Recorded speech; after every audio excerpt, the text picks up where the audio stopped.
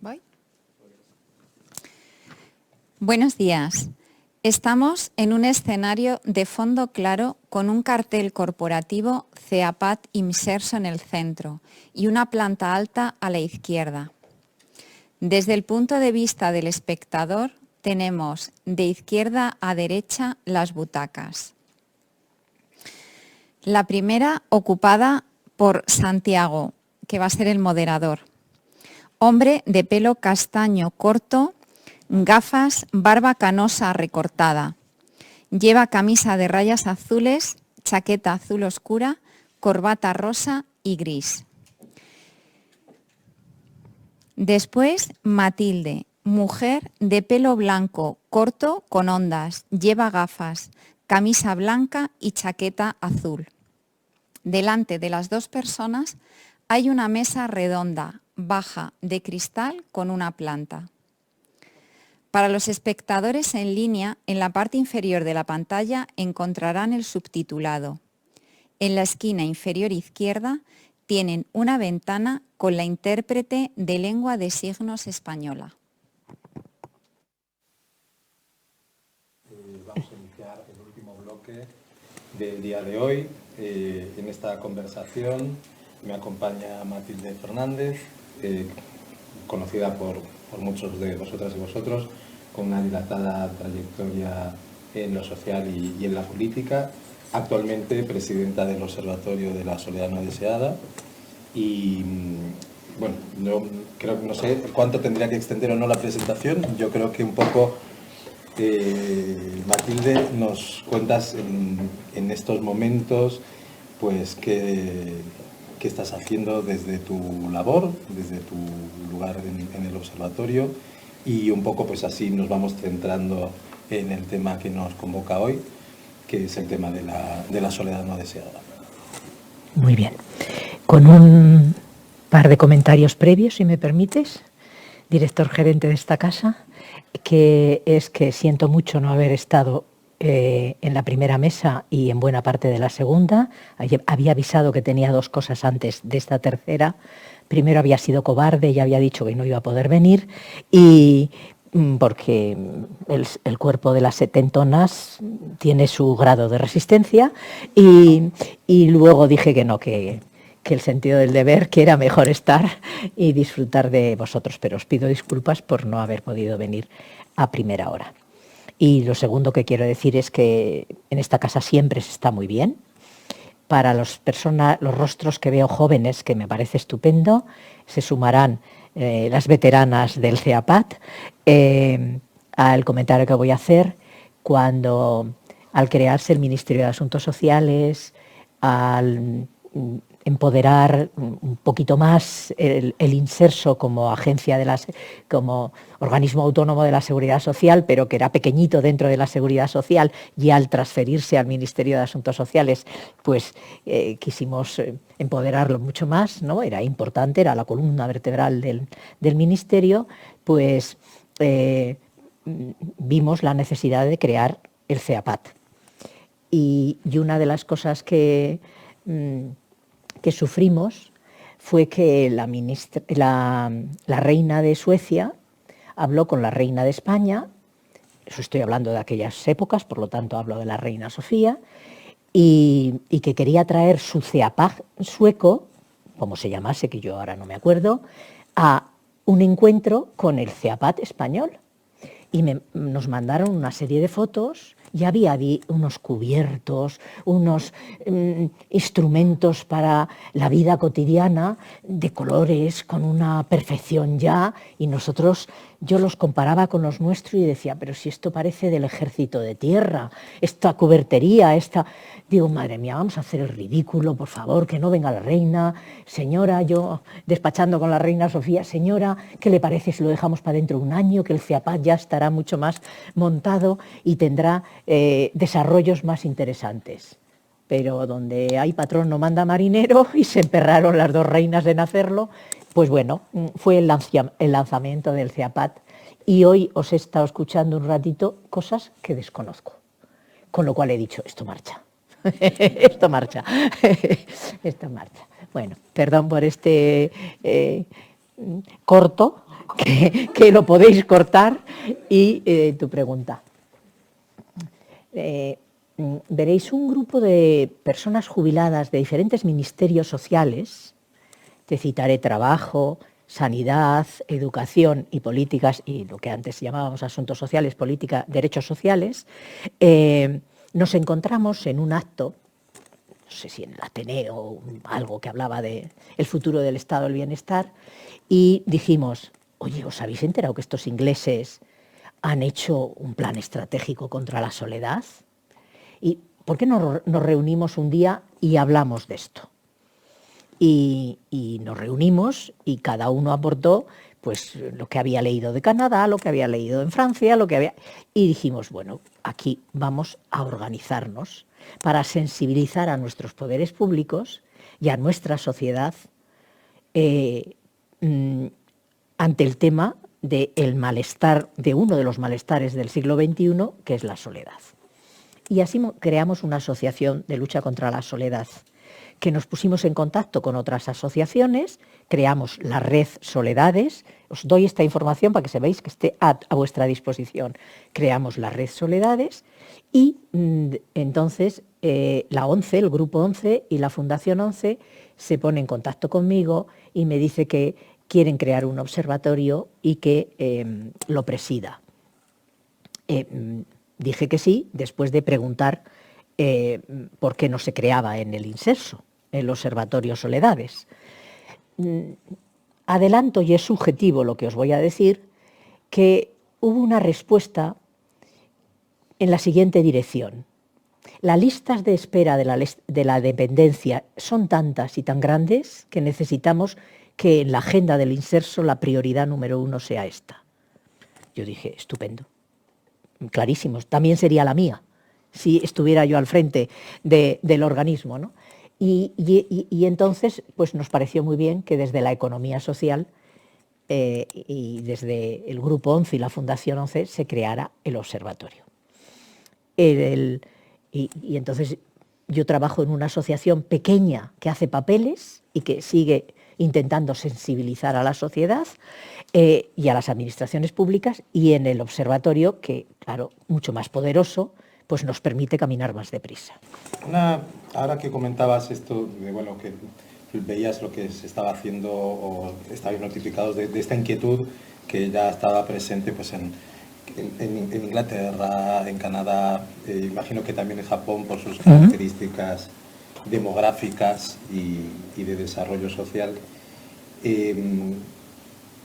¿Hay algún signo distintivo, alguna singularidad a tu juicio que tenga la soledad no deseada española, que la diferencia de cómo se presenta este fenómeno social a lo mejor en otros países? ¿Crees que hay algún elemento distintivo?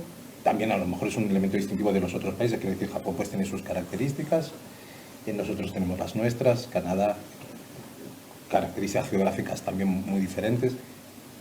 ¿Crees que hay algún elemento singular en nuestra percepción de la soledad no deseada?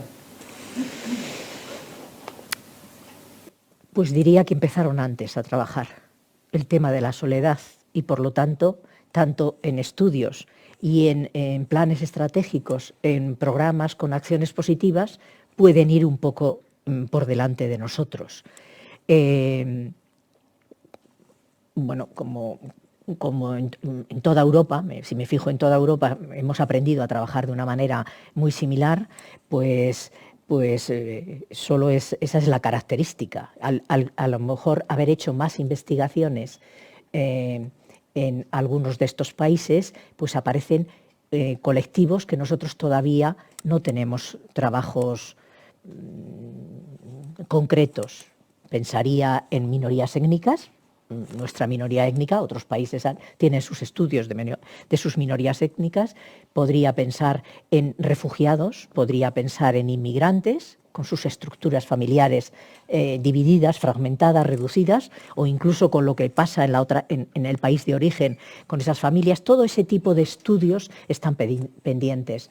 Pero el tema de la longevidad y los mayores, el tema de la discapacidad, yo creo que hemos recuperado tiempo perdido y creo que en próximas investigaciones vamos a poder recuperar otros tiempos perdidos de otros colectivos, ¿no? Porque, bueno, antes estabais hablando de la transversalidad y está claro que la soledad hemos de dejar muy claro que afecta a todas las edades en diferentes momentos. Otra cosa es que cuando eres ya una persona mayor parece que la soledad llega para quedarse, ¿eh? O cuando eres una persona mayor con discapacidad, la soledad parece que se queda ahí, de vecino y de vecina, pero se da en todo momento de la vida de las personas. Y los jóvenes, en el último estudio cualitativo que hicimos en el Observatorio Soledades, nos dejaron muy claro que ellos creen que son el colectivo que han sentido desde la pandemia más la soledad. Y que por lo tanto está muy bien que pensemos, bueno, reconocen los jóvenes, como todos los colectivos, que las personas sin techo son las personas que sienten más la soledad.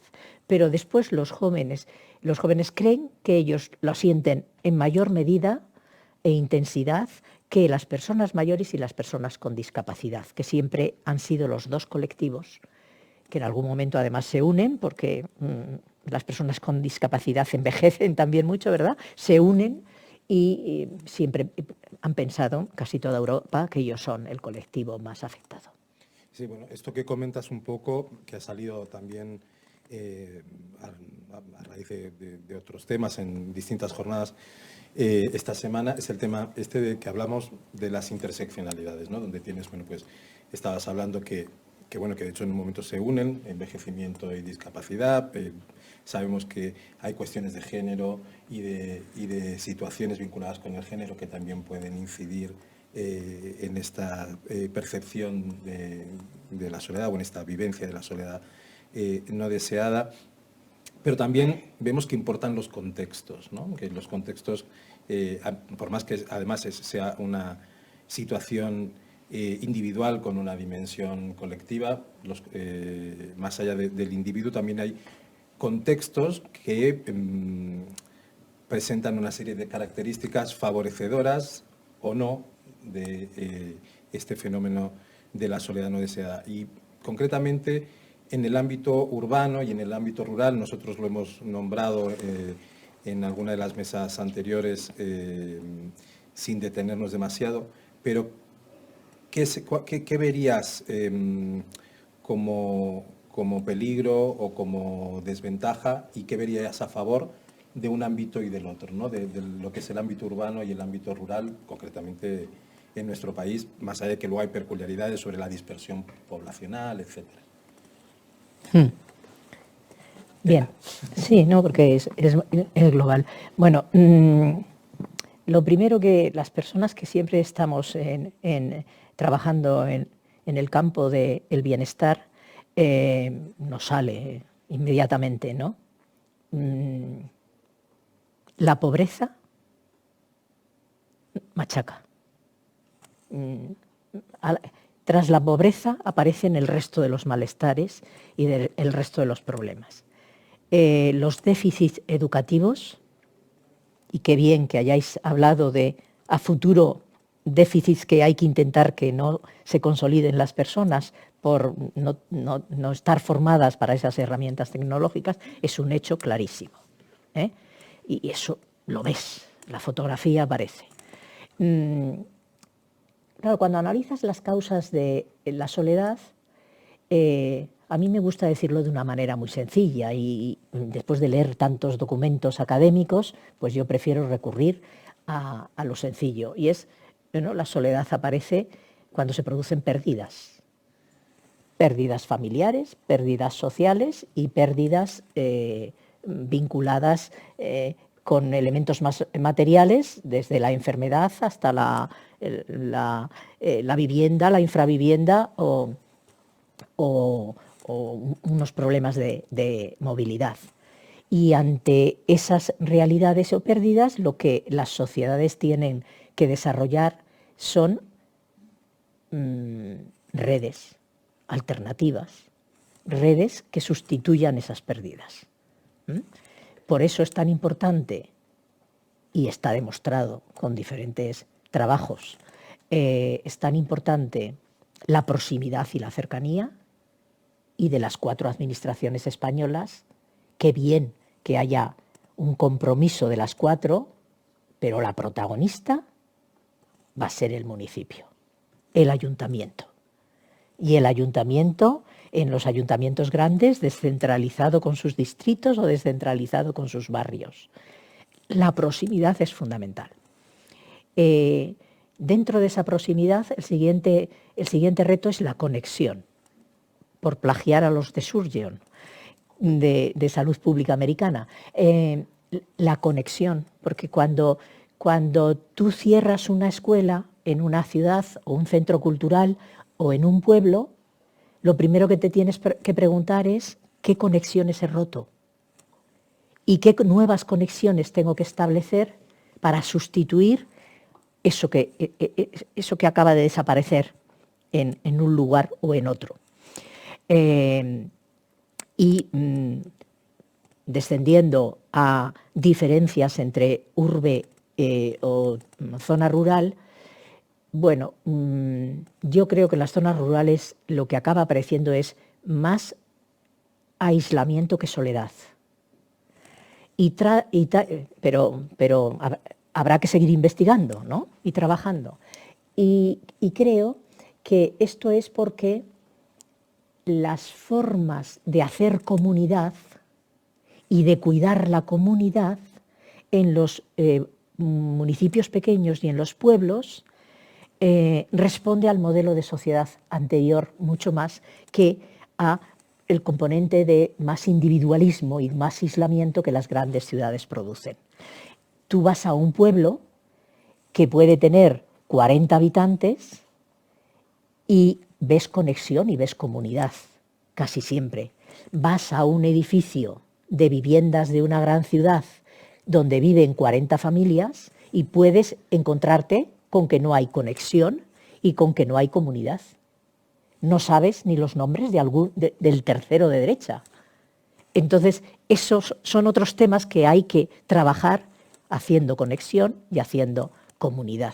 Entonces, yo que soy por parte de padre asturiana de una zona de aldeas, yo voy en periodo de vacaciones y me puedo encontrar que donde antes vivían 200 personas, ahora viven 40 e incluso en la otra aldea 3 y en la otra 4, pero toda la vida y todos los servicios, cuando llegan, producen comunidad, producen contacto y producen acuerdos entre sus habitantes.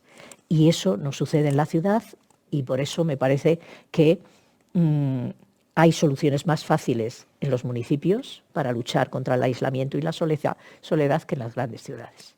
No sé si te he contestado. Bueno, quedaría la parte de género que comentas y sí, sobre todo eso se ve en mujeres con discapacidad y eso se ve en mujeres mayores.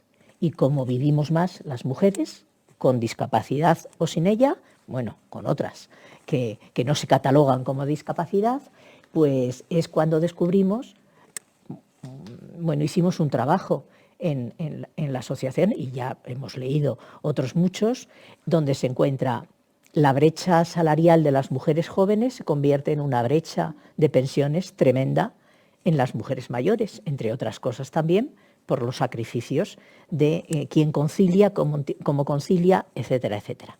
Está la brecha.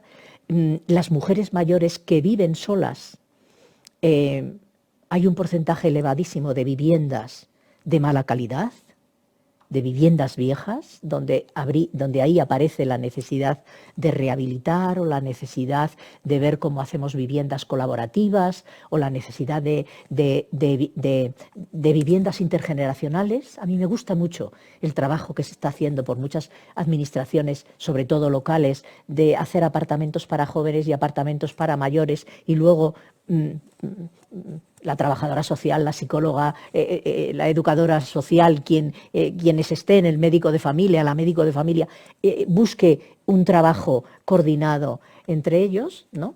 Y luego, pues la percepción, los estudios, esos por Lancer que hacen tantos, pero los estudios que hacen nuestras sociedades científicas sanitarias concluyen en que las mujeres, aun sintiéndose desde el punto de vista de salud, aun estando desde el punto de vista de salud más sanas que los hombres tienden a decir en un porcentaje mayor que están más sanos que las mujeres, que tienden a decir que están más pachuchas. Es decir, ahí ya entra la psique, ¿no? Y ahí entran pues posiblemente lo que hemos hablado de la soledad, ¿no? De cómo es una percepción subjetiva de que yo no percibo desde el punto de vista familiar y social los afectos que espero, los cuidados que espero, posiblemente porque son mujeres, cuando estoy hablando mayor de 80 años, que han dedicado toda su vida a cuidar, pues la verdad cuando necesitan que les cuiden a ellas, esperan algo más. Y la soledad aparece cuando la frustración de que no reciben lo que esperan, ¿no? Entonces, en las mujeres mayores hay una percepción de sentirse peor de lo que los estudios sanitarios dicen que deberían sentirse. Qué batiburrillo, ¿no? Sí, bueno, pero es que es un tema que a mí lo que me parece muy interesante es que se ha comentado ya y voy a utilizar seguramente un adjetivo que ya ha salido, ¿no? Es un tema polifacético con muchas aristas, muchas posibilidades de abordaje, de acercamiento.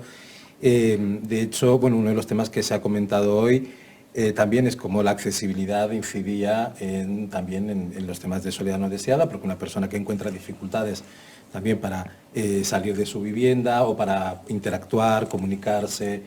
Bueno, sabemos que la accesibilidad es absolutamente transversal, la soledad no deseada es absolutamente transversal, entonces encontrarán seguramente en muchos puntos donde habrá que, entre las dos, no voy a decir disciplinas, entre los dos campos de trabajo tendrán que darse la mano para poder generar realidades nuevas. Y estaba un poco reflexionando acerca de esto, ¿no? Que decíamos, bueno, es un tema que surge a lo mejor en el siglo XXI, es un tema que vemos vinculado más a los estilos de vida comunitaria o a la falta de estilo de vida, ausencia de estilo de vida comunitario en las grandes ciudades.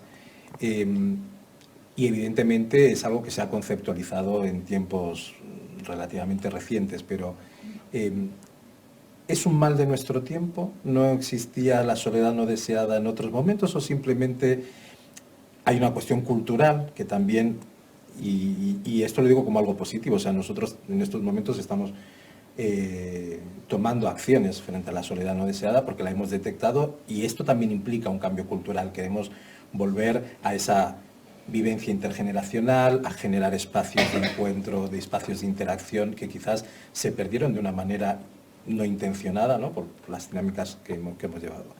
Entonces,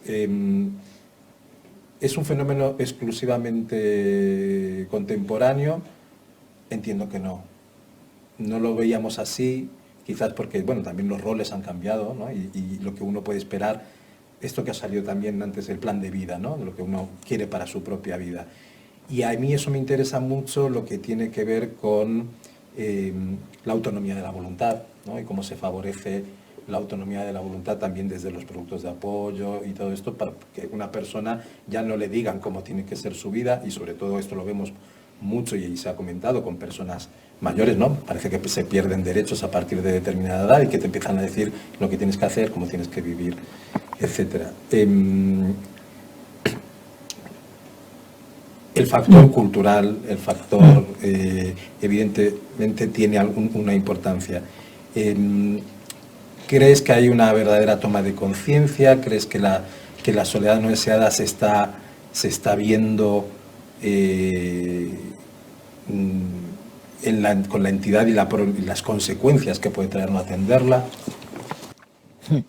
Bueno, lo primero, todavía el otro día estaba en una reunión incluso con un psiquiatra y un sociólogo que adoro y que respeto y que leo, pero uno de ellos dijo, esto hay que esperar a ver si se asienta como un malestar realmente. Y yo dije, malo, es casi perfecto, pero y todo lo que escribe es muy sabio, pero no, es un malestar que aflora en los países desarrollados porque se han desarrollado derechos. Vamos a ver, si yo que tengo los años que tengo, he vivido una sociedad española que cuando se quería poner en marcha políticas de lucha contra la violencia de género, la respuesta que me daba una parte de la sociedad, las cosas que pasan de puertas adentro, tú no te tienes que meter. Ningún poder público se tiene que meter. Yo me he criado con esas reflexiones.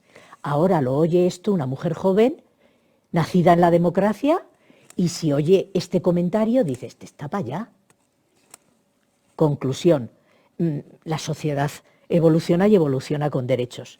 ¿Qué decía mi abuela en esa zona rural asturiana? Pues que teníamos que autogestionarnos, que los problemas los resolvía la familia, porque no había nadie que te lo resolviese. Como mucho la maestra rural, en mi zona eran casi siempre mujeres, la maestra rural y como mucho el médico de familia que llegaba de vez en cuando y que tenías que pagarle la minuta. Esto está en mi memoria y ya está en mi cabeza y por lo tanto en las personas un poco mayores que yo misma y mi propia generación. Entonces, de soledad no se quejaba nadie. Anda, vete a por las ovejas. Y caminando, coge alguna manzana y que se te pase. Bueno, perdón por decirlo así, un poco anovelado, pero es la forma que quede más, produzca sonrisa. Entonces, ¿qué es lo que está pasando en este primer tercio del siglo XXI? Que hemos vivido una crisis económica, una pandemia económica tremenda, que hemos vivido una pandemia sanitaria, que ha roto cosas, que los estados del bienestar se han, puedo decir, anquilosado, se han parado un poco en ideas nuevas para atender a nuevas realidades. Que a lo mejor en un país como el nuestro, al descentralizarse buena parte de las competencias, hemos debilitado los capítulos 1. A mí me gusta decirlo así de claro. Yo no podía ir al Ministerio de Derechos Sociales a reivindicarle, no, crea tú el observatorio. ¿Por qué? Porque faltaban servidores públicos para hacerlo. Además de decidir que el presupuesto debía de ir para reducir listas de espera en la ley de la dependencia. Es decir, es que los capítulos 1 de la mayoría de los países de Europa, fruto de estas crisis, se han debilitado, no se han repuesto. Y si no tenemos seres humanos formados para atender a la ciudadanía, a eso que habéis dicho en la anterior mesa redonda y que comparto totalmente, que el ser humano, el ciudadano, está en el centro de las políticas, para tener al ciudadano en el centro de las políticas, tenemos que tener otros ciudadanos y ciudadanas que estén atendiendo a esas personas. Y una de las cosas que ha pasado en toda Europa, insisto, posiblemente por esas dos grandes pandemias, la de la salud y la económica, es que los capítulos 1 se han debilitado y se tienen que volver a reforzar, en detrimento del capítulo 2 y del capítulo 6. No estoy yo en contra de las inversiones, pero ya con mis años he visto inversiones que digo yo, ¿y esto para qué? ¿Para qué tantos puentes esotéricamente bonitos? ¿Para qué tantos edificios esotéricamente bonitos? Pues si a lo mejor en un momento en que estamos hablando de la transversalidad de tantas políticas, yo lo que no necesito es tener un centro especializado en una sola cosa. Puedo tener un centro sociocultural por los barrios, donde esté el hotel de asociaciones, donde estén el conjunto de las organizaciones que trabajan en el barrio, donde esté el equipamiento cultural, donde esté el equipamiento de movilidad, etc., etc., etc. Es decir, hemos de pensar cómo gastamos, entre otras cosas, para gastar mejor y prevenir. Para nosotros creo que sirvió como hacer este estudio en el observatorio. El coste de la soledad. En un país donde todavía no tenemos un plan estratégico. Tenemos trabajos hechos por el INSERSO para ver cuándo nacían y están haciendo cosas. Y en León están encontrando en el centro no transferido, no sé, yo fui con Cruz Roja a hacer una cosa. Quiero decir, se están haciendo cosas, pero está sin convertirse en red. Sí, un poco, bueno, esto se comentaba en la primera mesa que no tuviste Lo siento. oportunidad, porque nos acompañó Carmen Cárdenas, que estaba en este proyecto conjunto de Cruz Roja con el INSERSO. Muy bien. Y bueno, Sara Ullar nos comentaba también que el marco estratégico sobre soledad no deseada, desde el lugar que el INSERSO tiene, porque como tú dices, bueno, luego el papel de las localidades y de lo local y de lo cercano es fundamental, pero es cierto que se está trabajando en un paraguas para poder... Sí, conozco yo dos documentos. Bueno, pues eso, el marco, Sí, ¿no? que uno espera para que todos podamos mantener una sintonía, independientemente, pues, como se ha nombrado, de la realidad que se pueda vivir en Asturias o en un pueblo de Badajoz o en el centro de Barcelona, ¿no? Tener un referente donde podamos, bueno, pues eso, movernos más allá de que después la acción, evidentemente, en esto tiene que ser local. Permíteme... Te voy a dejar ahora mismo que comentes, sobre todo porque digo, me parece que viene bien que destaques, bueno, pues los datos que creas más... el fondo, sí, no me interesan los datos. A ver, que en esto al final es un tema que muchas veces no se ve.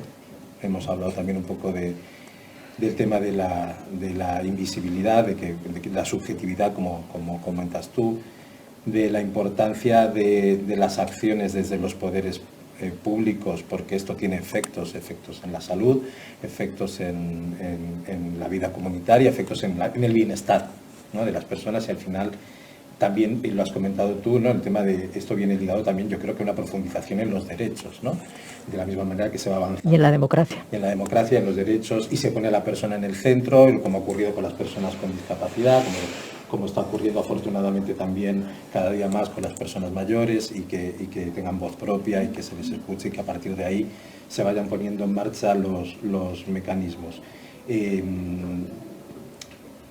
Yo creo que más allá de los desafíos hay un panorama esperanzador, ¿no? Yo creo que esto es un poco lo que me gustaría poner de relieve.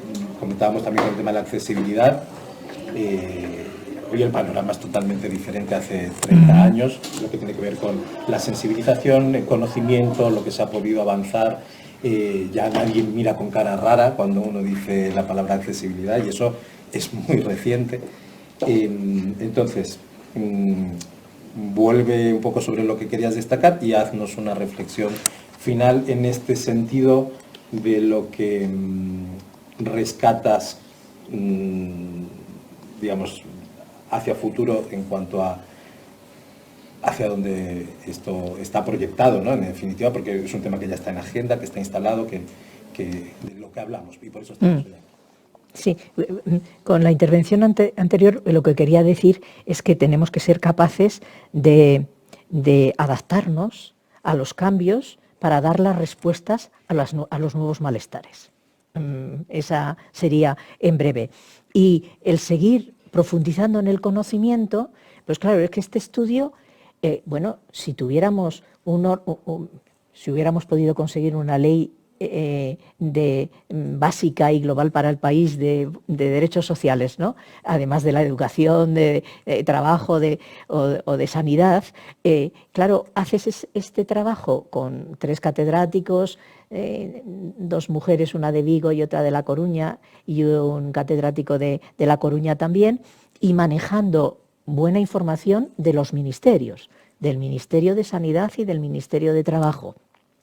Te encuentras con que sin tener un plan estratégico, pero teniendo todo el mundo la responsabilidad de hacer cosas y haciendo todas las que es posible, y hay estupendas iniciativas en diputaciones, en ayuntamientos, empieza a aparecer alguna cosa en comunidades y está un trabajo en barbecho y queriendo impulsar el propio ministerio, pues ¿qué encontramos? Encontramos que se dedica 1,17 del PIB del 21, que esos son 14.141 millones de euros, a atender la soledad. Es decir, a atender a las personas y sobre todo en 2 campos. En sanidad, que se va medio punto, lo digo en general porque eso uno se mete en la página web y lo ve con todo tipo de detalles, donde se va en mayor frecuentación y petición de ir a tu atención primaria o a tu atención especializada, o incluso si eres un crónico y ya tienes un canal abierto en tu hospital, a tu hospital, mayor frecuentación y mayor consumo de fármacos. Y te vas a los datos de trabajo y te encuentras, y algunos me han dicho que si se siguiera trabajando y profundizando algo más veríamos, y te encuentras que hay personas que por ansiedad, soledad, depresión, piden reducción de jornada y piden la baja. Y están un tiempo en baja hasta que se reponen, y ahí se va otro punto. Y luego ya esas fórmulas que los médicos tenéis o que tienen con pérdida de calidad de vida y cómo eso afecta a futuro en la salud. Bueno, este tipo de trabajos tenemos que hacer mucho más, porque ¿qué es lo que nos dice? Dice, bueno, nos autoexigimos seguir mejorando, pero lo que tenemos en este país responde con un esfuerzo humano y un esfuerzo económico que a veces no lo visibilizamos, pero aquí están 2 sistemas atendiendo. Insisto, si tuviéramos nosotros una ley que recoge la información, que no nos fallan las comunidades autónomas y mandan la información al Ministerio de Derechos Sociales y tuviéramos esa información, a lo mejor tendríamos otro medio punto de políticas de proximidad bien controladas, bien contabilizadas, que están atendiendo esa soledad y ese aislamiento. Y esto nos conduce a todos a decir, vamos a prevenir todo lo que podamos. Vamos a atender, pero vamos a prevenir. Por eso, cuando los del Reino Unido hicieron el plan estratégico y los 2 primeros años impulsaron aquella famosa campaña de Hablemos de la soledad, y se fueron con autobuses por los pueblos y por los barrios a tomar un té y a tomar a lo que fuese, y a hablar de soledad y a llevar a diferentes profesionales sanitarios o sociales a comentar pues lo que estaba a disposición de la ciudadanía, pues eso es muy importante. Información, prevención y información, lo habéis hablado antes, tan importante para dar igualdad de oportunidades y de trato y poder llegar a todas las personas que necesitamos llegar. Bueno, muy bien. Entonces, ya porque nos come la hora, para ir cerrando, nada, esta pequeña reflexión que quizás, bueno, pues eso, yo soy optimista, yo también. Creo que es muy importante que estemos hablando de estos temas. Creo que estos temas se abordan hoy de una manera mucho más humana, por el hecho de hacerlo pensando en la persona y no desde un sistema quizás pues ya prefijado y que muchas veces pues no respondía a la realidad de los individuos. Y bueno, y me imagino que como con todos estos temas, como es la accesibilidad también, como es la protección del ejercicio y el desarrollo de derechos, pues es un camino que no tiene un fin, que es un desarrollo continuo y un ir mejorando cada día. No sé si tú tienes alguna reflexión final para hacer. Que tenemos que trabajar mucho más en red. A mí del observatorio me gusta que están todas las grandes organizaciones sociales, todas las grandes organizaciones de discapacidad y todas las grandes organizaciones de cooperativismo y economía social, que para mí son y han de ser los protagonistas de lo que a mí me gusta llamar la sociedad cuidadora. Yo creo que si acertamos, vamos hacia una sociedad cuidadora, próxima, cercana, con muchas micropolíticas, con muchas conexiones, con mucho desarrollo de comunidad. Y eso nos va a hacer vivir bastante más felices, ¿eh? Y entonces lo importante es que el trabajo que se hace bien desde cualquier ámbito, todos lo sepamos y todos lo conozcamos. Y que el Observatorio Soledades está a disposición de todas las organizaciones, de todos los que estáis aquí, porque vamos a seguir disponiendo de recursos y de apoyo, y que acabamos de crear 2 grupos de trabajo. Uno de personas de la academia y de las universidades para coordinar lo más posible investigaciones, y otro grupo de trabajo de poderes públicos, donde van a estar las administraciones de los 4 niveles, está el Inserso en ese grupo, para poner en valor todo lo que se esté haciendo y que se esté haciendo bien para aprender, yo suelo decir, para copiar. Si lo que se ha hecho bien, no se tiene uno que poner con la bombillita, encenderla para ver si cambia la oración subordinada y la convierte lo subordinado en principal, ¿no? Pues lo copio y ya está, ya seguiremos inventando otras cosas, ¿no? Entre todos, que es muy importante trabajar en red para que el conocimiento se democratice y llegue lo antes posible a todo el mundo. Y se enriquezca. Pues con esta idea vamos a dar por cerrada la jornada del día de hoy. Os esperamos mañana en la última jornada que vamos a dedicar a la accesibilidad en el ámbito cultural y en el ocio. Así que bueno, muchísimas gracias. Muchas gracias, Matilde, por estar con nosotros compartiendo. Perdonad lo charlatana que soy. Y bueno, nos vemos mañana. Buenas tardes para todos y todas. Muy bien. Que habla muy deprisa.